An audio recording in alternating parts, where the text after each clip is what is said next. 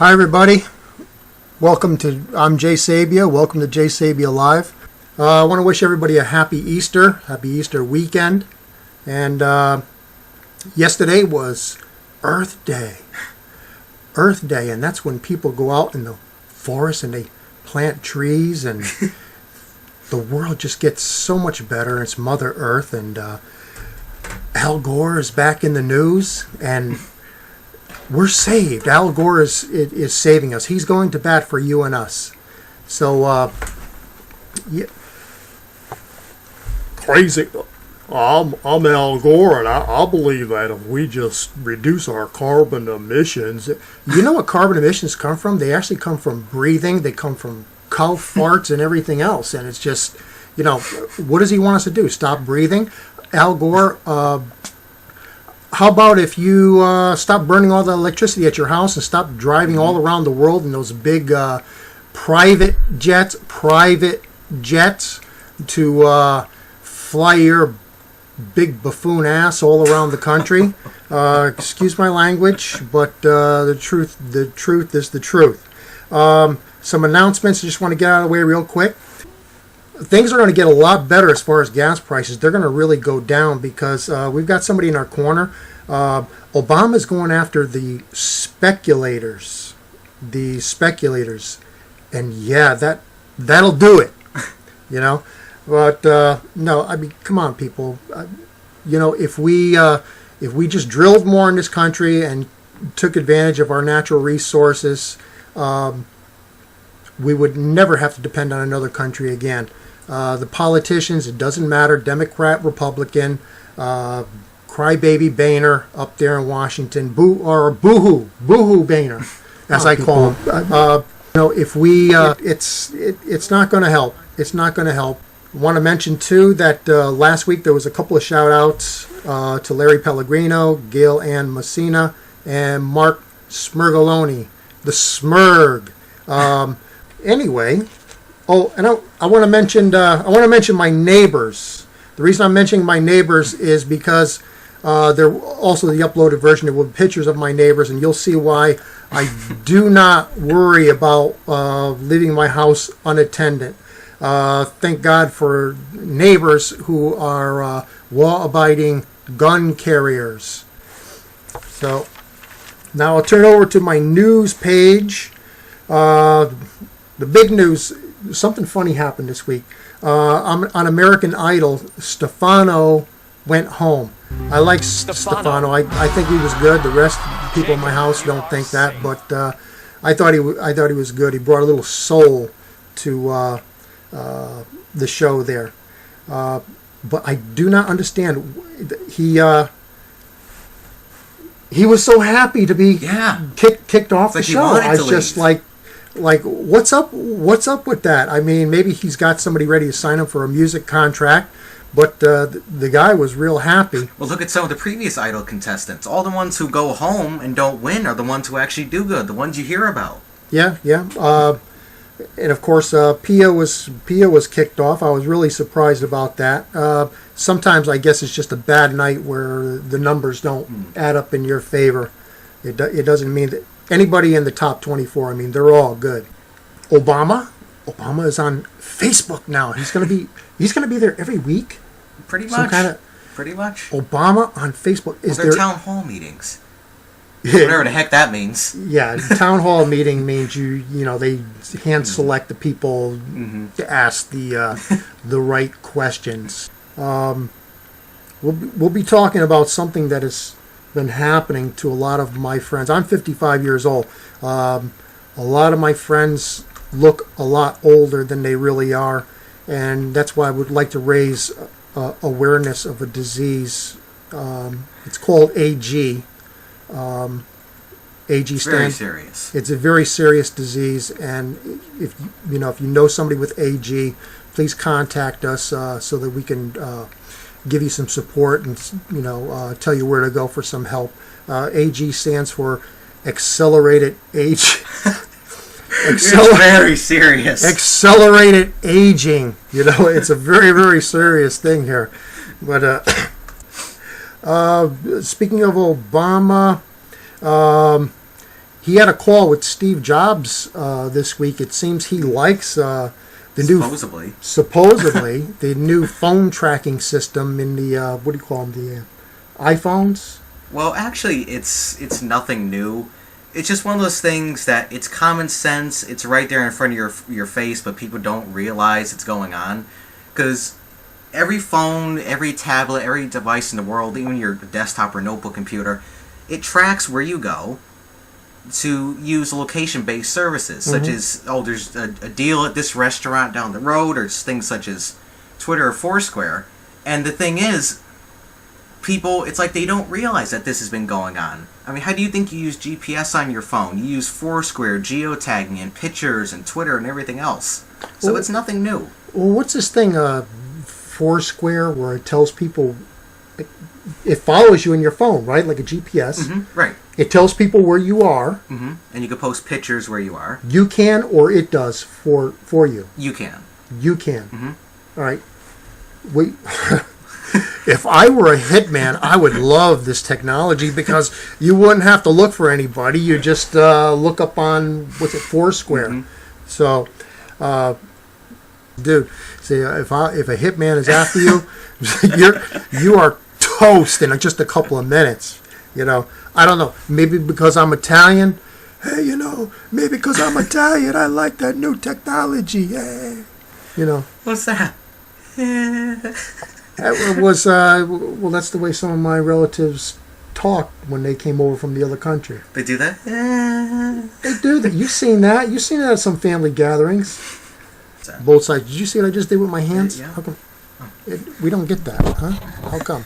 Look at that. I have less hair now. A little bit of compromise will destroy you. What the heck are you laughing at? No, I just hear all this noise outside. It's like we're doing a show here. Someone's breaking the neighbor's house. Nobody's breaking into my house because I have neighbors with guns. Do you hear that? No, I didn't. Oh. Okay. But I've seen some interesting posts where they're getting ready to take care of. Yeah, they're getting ready to take care of us, all right. Where they're talking about attacking the gun laws. And every time you hear them wanting to do something with gun laws, it's always something that'll take away the guns from people who are, honest, law-abiding citizens, I mean, get your butts out there and do something about the ones who have guns, who shouldn't have guns. Don't be taking our rights away, Our country could never be attacked. This is from top generals of other countries. They say America could never be invaded.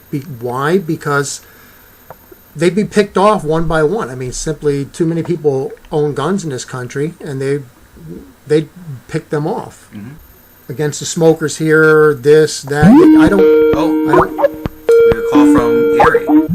Okay. Hello? Hi, Jay. It's Gary Foley.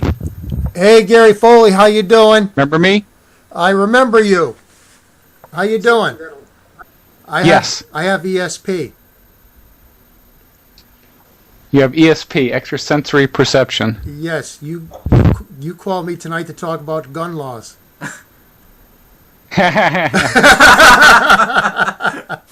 No, I don't know. That's such a complex subject.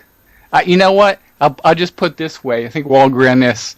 I really don't feel too safe, like, just letting everybody have guns, because inevitably everybody includes the criminals, the kooks. Yeah, no, absolutely. Not everybody, no. But gun laws usually end up taking away guns from the law-abiding citizens. And the ones who are not law-abiding, they will get their hands on a gun one way or another. I can go out in my garage in half an hour and fabricate a homemade Saturday night special. So they would have their hands on guns. Well, no, you could, but usually people do violent crimes. They're so dumb, they probably wouldn't be smart enough to run like a CNC lathe or anything like that, or a Bridgeport machine. So they'd have to have someone make a gun for them, and hopefully whoever's making them for them, would check their background or whatever.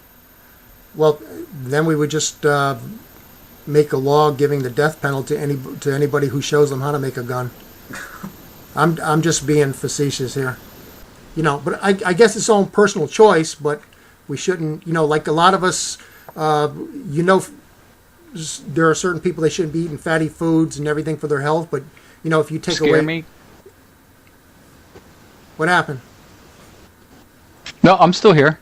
Oh, it's like I'm listening. If you took away people's rights to eat fatty foods, when are they going to come after your other rights?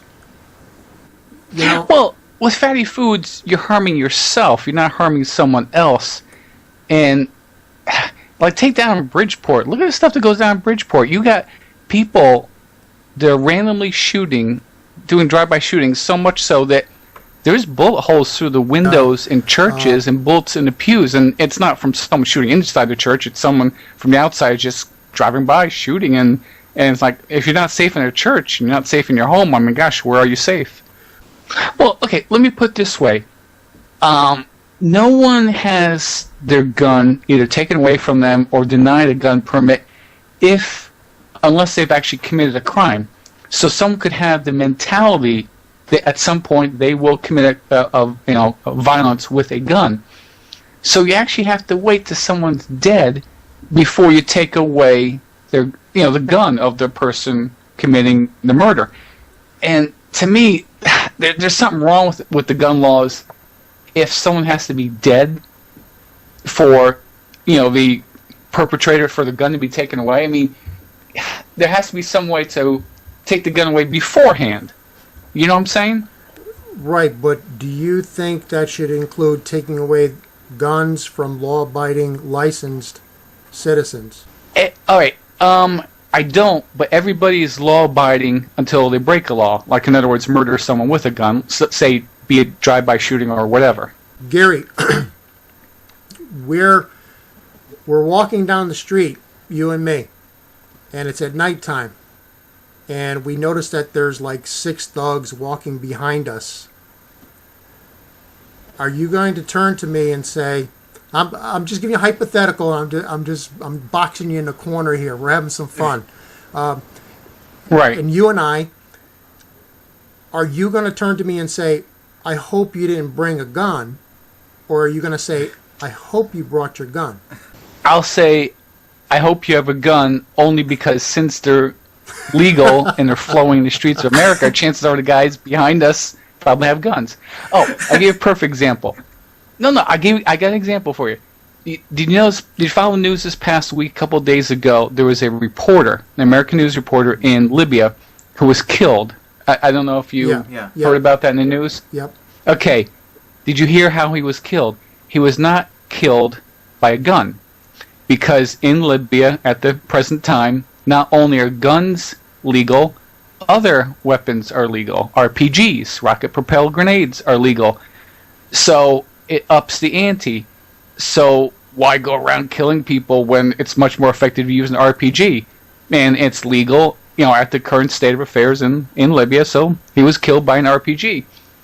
So if you look at it, if you reverse it, if you lower the bar, you say, all right, RPGs are illegal in America. And then someone could say, oh, well, it doesn't matter if you make RPGs illegal in America. The criminals in America are still going to have them. No, they don't. I've never, in all the years following the news, ever heard a bank be robbed or anything in America by an RPG. So in the same way, if guns were illegal, criminals would have to use, like, tasers. Okay, fine. I wouldn't enjoy being tasered by some whacked criminal, but I wouldn't be dead by a taser. But I would be dead by a gun. I would be dead by an RPG. If you could positively identify that criminal that tasered you, I mean, do you think he's going to let you live after you're down and completely helpless and at the mercy of him snuffing your life out, whether by hand or knife, rock? Okay, but you know what? A knife, I have some of a chance. I definitely have a chance if someone's trying to stone me to death with a rock. But with a gun, I got no chance at all, and obviously 0 chance with an RPG. So, you know what I'm saying? I would rather have. Okay, you can stop someone. Basically, what I'm getting at is you can stop someone with a non-lethal weapon. I mean, a taser is going to take down Mr. T. It'll take down anybody. And then on the chance that taser falls into the wrong hands and uses it on an innocent person, the innocent person won't be dead. True. So, you know what I want to do, Gary? Okay, Jake. I want to get together with you sometime. We're going to go to the gun club. Okay, let me ask you this. Well, point blank, simple statement. The only reason why you want a gun is if someone is coming after you to harm you, you want to stop them. You're not necessarily saying, I want them dead. You know, my name is Jay and I want them dead. No, you're just basically saying, I want to stop them. Well, you can stop someone without having to kill them. They don't have to be dead. You can injure someone and, okay, you stop them. They're injured. Well, okay, Gary, somebody breaks into your house. They're 13 inches taller than you, 100 pounds heavier. What's your first line of defense to stop that person from doing whatever he wants? If they actually came into my house, chances are they would end up seriously injured. I would try not to have them end up dead, but if I thought they were trying to use lethal force on me, yeah, then I have to up the ante, then I have to use lethal force on them. But initially, my aim is just to stop them. Just to stop them. If I have to take a baseball bat to their legs, if I have to, use a taser, if I had, a taser or something like that. But, right, if the guy's taller than me, 13 inches taller than me, and then 200 pounds more than me or whatever, yeah, I'm not going to get in a fist fight with the guy because obviously I'll lose. So I would have to use a weapon, right?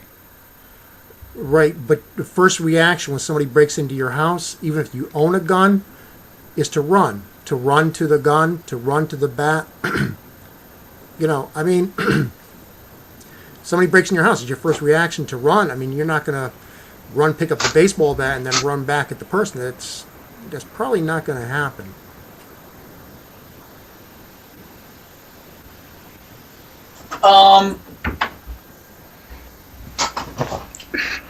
Well, I would just say, okay, for one thing, even if I had a gun, it would only be of benefit to me if wherever I spend the most time in the house, let's say be it kitchen or living room or whatever, if I had a gun out in the open, loaded, with practically the safety off. Because if someone breaks into my house, I got seconds to get the gun. I don't have time to, go into my bedroom, go into the drawer, load the bullet in, take the safety off. I mean, I would have to have it ready to shoot at a moment's notice. And most gun owners aren't like that. They're not prepared like that. Well, that's true too. But most responsible gun owners, they do have a plan. They do have a what if in the back of their head. I have a federal agent that lives. It's a neighbor of mine, and I had told him the plans in this household if somebody did break in, and he said, that's amazing, and he says everybody should do that. He goes, a lot of people don't. He says, and he says the reaction and everything that we would do is the right thing to do. I believe that if there's one gun carrier in the household, that the whole household should be instructed on the use of firearms. You have a lot of idiots. They'll leave a gun around and tell their kids to stay away from it. Well, kids are going to go near it unless the children also have been instructed in the dangers of gun and to teach them gun safety. Yeah, but what if you have a case where, like you're saying, a home break-in, and the criminal is very fast-acting? I mean, all of a sudden your door, pops open, and bam, there's the criminal. He's got the upper hand in surprise. Yes, that's the reason why you've got to have drills in mind. If this happens, this is what we do. You've got that. Just having the gun there. If somebody takes you by surprise, that moment of surprise, that first few seconds if you have to stand there and think of, oh, what do I do? That's a failure. A fighter. If something happens, if a certain fighter throws and hits you with a right hand, you know some drills. You immediately do this and that. You counterpunch, and that's what you've got to have in your household. You've got to have a plan. Even if you don't have a gun in the house, you've got to have a plan. You've got to communicate with the other people in your household. If this happens, this is what we do. All right? Whether it's go for the gun, go for the knife, go for the bat. I mean, a lot of people, their first reaction is, the door gets kicked in, I'm running for the phone. Well, guess what? Do you know how long it's going to take a police officer to get to your house? It's over. The crime is committed. Whatever that person's going to do does it. He's gone. He's out. It's over. Right. All right. I got a question for you. In general, not necessarily having to do with guns, but for anything, when you go to make a decision for something, don't you kind of take statistics into account? For example, a couple of years ago, there was this Navy fighter jet that was in training off the coast of California, and they would land on the base, and there was a malfunction in this jet, and unfortunately, it landed in the neighborhood, smashed in the house, and killed people in the house. I don't know if you remember hearing about it, but anyway, that was one rare incident. In fact, I don't even remember another case where, say, some jet or any kind of even commercial aircraft smashed into someone's house. So since it's so rare, we don't make preparations for, if you hear, some engine failing, run out of your house, and this is how you prepare in case a plane's going to crash into your house. You don't make preparations because the statistics show it's rare. In the same way, house break-ins in America really are kind of rare. I mean, really extremely rare. I mean, they're so rare they do make the news. So in the same way, I don't think people should be terribly worried if they don't have a gun to protect themselves in case of home break-in, because it really is kind of rare. Well, let me tell you about rare. Like I said, I live next to a federal agent who shall go unnamed. He explained that only 10% of a lot of things that go on are actually reported in the news. Most of your news reporters are actually sitting besides a police scanner to find out what's going on. And I was really amazed. He told me the amount of home invasions there actually are, even in affluent areas. Okay, perfect example. I'm glad you brought that up. 300 cars are stolen in Danbury every year. Out of those 300, it's been going on for quite a few years that the police in Danbury will quote statistics. They tell you the average is 300. Out of those 300, 100 are stolen every year from the Danbury Fair Mall alone. Do the math. 52 weeks a year, 100 cars. That means twice a week, maybe once every 3 or 4 days, a car is stolen from Danbury Fair Mall. If someone, let's say, worked there, if you're at the mall enough, say you're working there, yeah, there's a possibility with 2 cars stolen a week that you might actually witness a car being stolen. Chances are the person stealing the car could have a gun. Okay, so there's statistics. There's an incident where you would have to have a weapon to protect yourself, and that's each case. I can almost guarantee the person stealing has a gun. So I would say outside your home, you have a much greater need to have a gun, a concealed weapon on you, much more so than in your house, believe it or not. I have, like I said, I really rarely carry a gun outside the house because I've been able to talk myself out of situations, even fight myself out of a situation. I guarantee if somebody pulls a gun on me, I got a little bit of chance to get away from him and put that gun where on him where the sun don't shine. But do I have a constitutional right to have firearms? Oh, you do, because the Constitution, it's a very simple document. It's one-liners. What, Second Amendment is it that has the Yes. right to bear arms? Am I quoting the right one? Okay. Yes. I mean, that's a great thing about the Constitution. Lawyers probably hate. They're not paragraphs. They're not 10-page essays. Every one of the amendments, it's one-liners. I mean, how are you going to argue a one sentence? So yeah, the Constitution does. But at the same time, it quotes militias, and it brings up the topic of militia. Then people could debate, well, the militia they're referring to is the police and the military. No. if they would have actually had to say individual civilians, they would have had to use the word civilian and use the word individual. When they said, the people have a right to have a militia, that, if you look historically, that dates back to the fact that the British, who were occupying America, didn't want anyone in any level in society in America to own a gun. I mean, they didn't want George Washington owning a gun, Well, Gary, the people, those three big words, we the people Right. are the militia. The one fact that is never really brought forward is that during the American Revolution, I think, well, we're going to get the statistics now, but 40% of the British forces were actually picked off by we the people, Americans, not a group of people called militia. I mean, they were simply sniped, and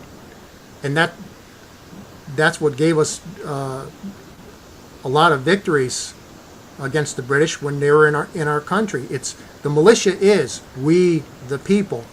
The militia is not what some jackass politician in Washington determines it to be. Also, there's another word that's a real stickler, which can make controversy. It doesn't actually say guns, it says arms. Guns are arms, but problem is, RPGs are arms, and so are tasers are arms. So, what level do you want to crank it up to? Personally, I like to stay at the level of tasers. You're comfortable at the level of guns. Jay, I bet you would not be comfortable if it was cranked up to the level of RPGs.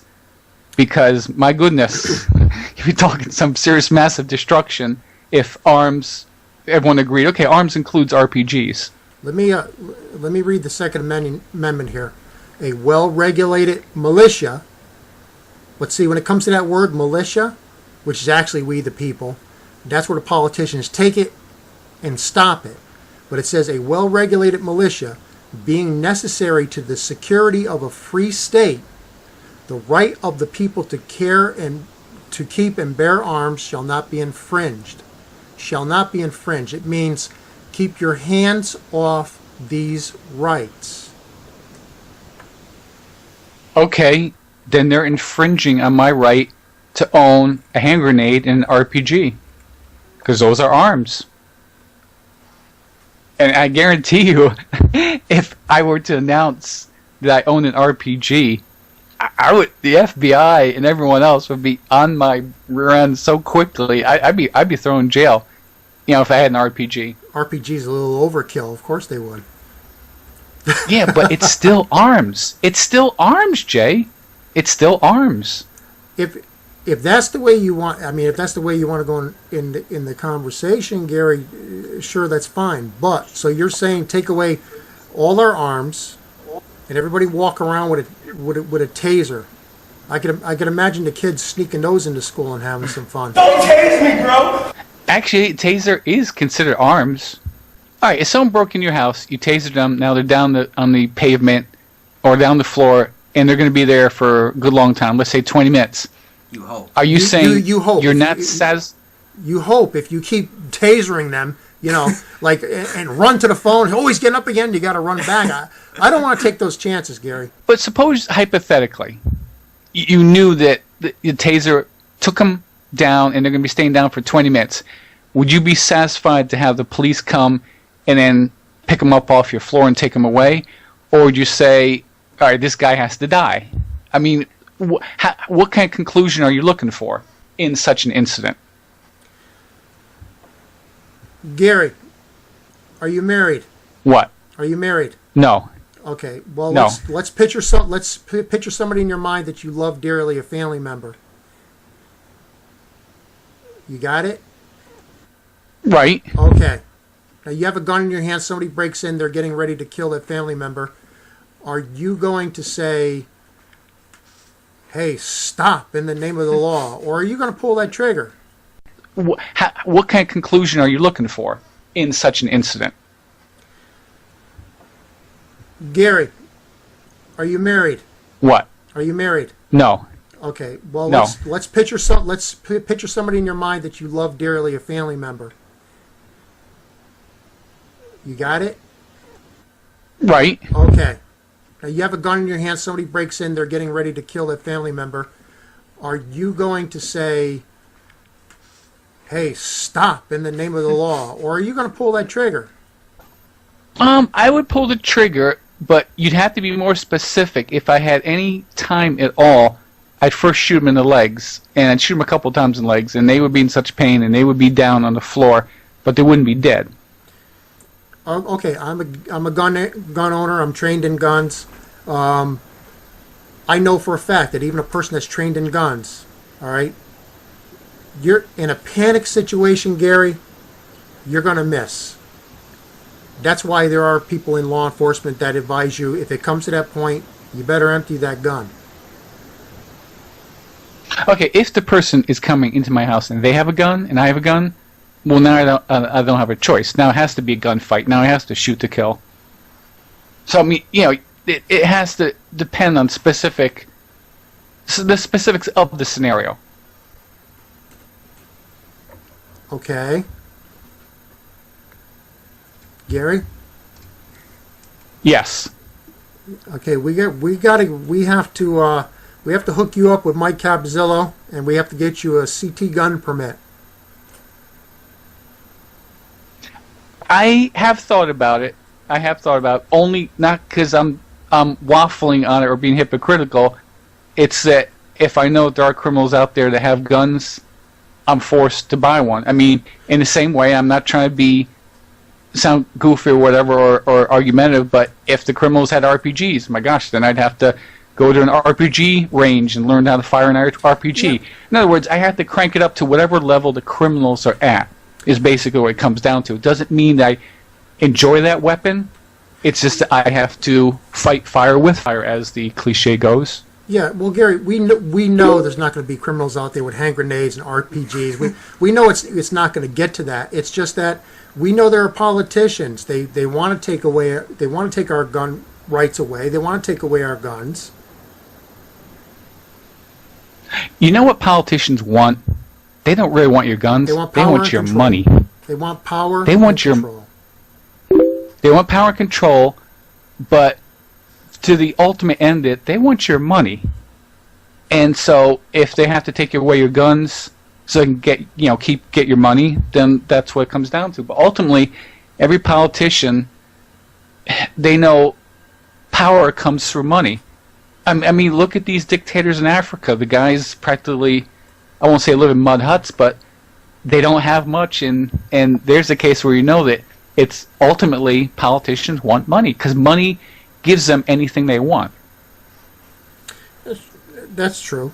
And we should do everything we can to vote out a lot of the scum in there. We have career politicians. But getting back to the guns, Gary, we're going to get you a permit. Yes. We're going to get you a permit, right?